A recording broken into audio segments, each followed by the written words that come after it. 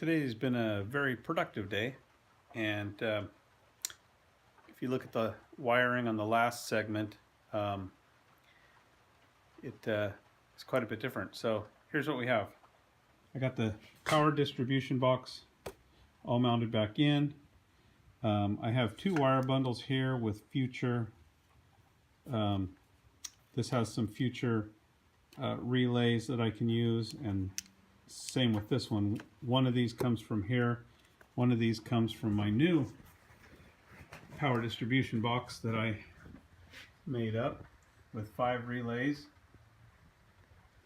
And that way I can expand later and put other things that I still need. So I got all this loomed up all the way across. I still have to button the rest of this up. And then my fan wire, got to run it across. So this and this is my last part on this side.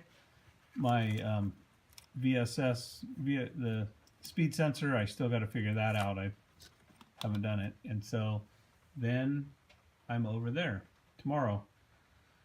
I got a lot of other stuff done. I got the fuel lines started. I got my fan in and got it wired up. I got to wire loom this and get it secure. But other than that, I'll wire in my accessories and get these done, which will take care of a lot of loose wires like these.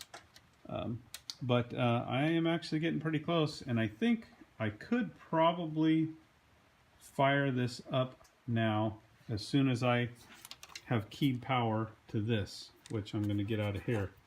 Other than that, everything else should be done. So, engine wise. And then coming over here,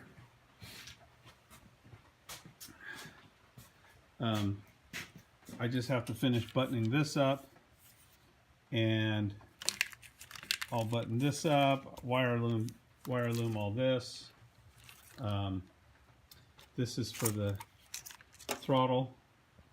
And then I have my wires here that go in the cab. So pretty much I'm down to just these wires in the cab.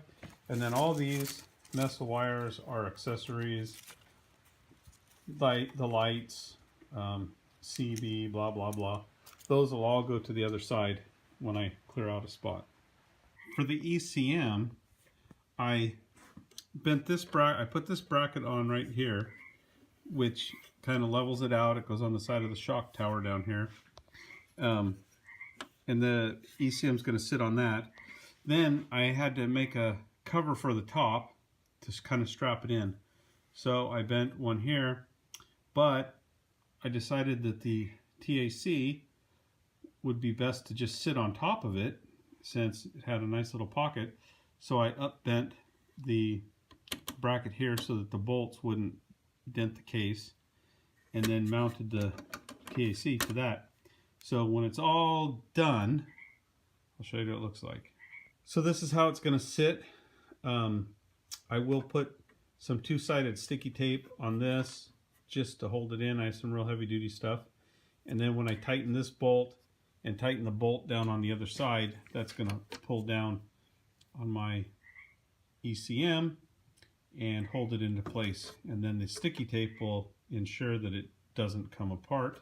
And then I'll put my green and my blue connectors in here. I would have them in tonight, but I took the orange rubber seal out of it so they didn't get lost, but I don't know where I put them, so I have to go dig through my plethora of stuff and find those. Then I'll get those put in here. So by the end of tonight, I'll have the whole PCM securely mounted and the TAC securely mounted. So I have the ECM and the TAC bolted down tight. I have all the wire loom pretty much done, and I'll show you what that looks like. So here's the ECU. It's all tight in there. The TAC is tight.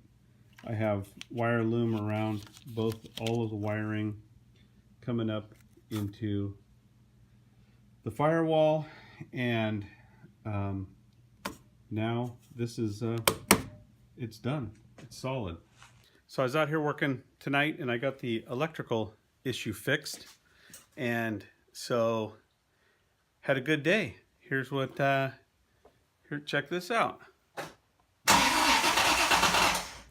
I had a few wiring issues with this project that I'll go over with you real quick. First, I wasn't getting any power to the throttle, and I found a wire coming off the TAC that was a pink wire that needed 12 volts. That solved my throttle issue. Then I also had a ground issue inside. It wouldn't crank over. I found I didn't have a good ground from the body to the battery. I went from the body to the block to the battery, but I needed to go from the body to the battery. When I did that, I got all my instruments inside, the key, everything worked inside there. Tonight I decided to tackle the fuel pump.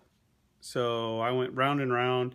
I didn't want to spend $200 on one that I didn't know if it'd work. So I bought this off Amazon. I bought this fuel pump for 50 bucks.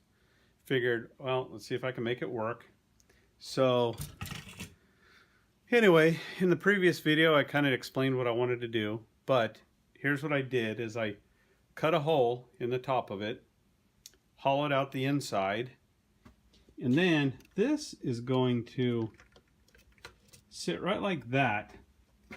And then I'm going to epoxy this in, but when I put this in, I realized that the height was too tall to fit into the gas tank. So I took my grinder, I took this apart, and I cut these 3 rods, took about 2 inches off of these rods. So now what I'm going to do is I'm going to drop this into my gas tank. Then when I zip the cap on, that will push down and mount, and then my ring is going to go on and screw that thing down. So anyhow, then I'll use the GM fuel pump, and I'm again going to epoxy this thing together with some plastic epoxy that's good on gas, which is JB Weld, and I should be in great shape and good to go.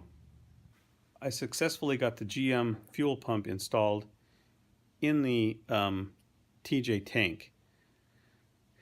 I'm not claiming victory because I don't have it fired up yet, but here's what I got. So I cut out the stock cover here, took everything apart, cut the hole, got some JB Weld fuel resistant epoxy, and I epoxied the new GM fuel pump into this ring, put it all back on. So I have my 5/8 or my 3/8, 5/16, and vent, and then comes with a wire kit. So my epoxy looks good, and it should fire up as soon as I get the wires hooked up. And I need to find a quick disconnect female to go to my new fuel line. So as soon as I find those two, I can attach those, hook up my wires, and then I should have a fuel pump.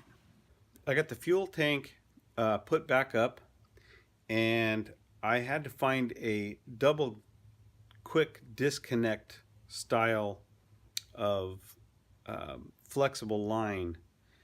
I couldn't find one, so I did find the parts and pieces, and I'll show you what I got. I purchased this from O'Reilly's. It's Dorman, so this is the quick disconnect, and I got the end on here. You heat this up and you put the end in there. Then this is a Dorman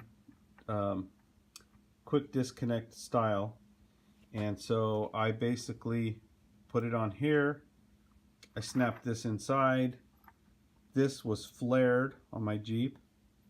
And then I put the flare fittings on that and went on to my thing. So anyway, this is how I was able to customize my fuel tank to my hard lines. My wiring's pretty much done.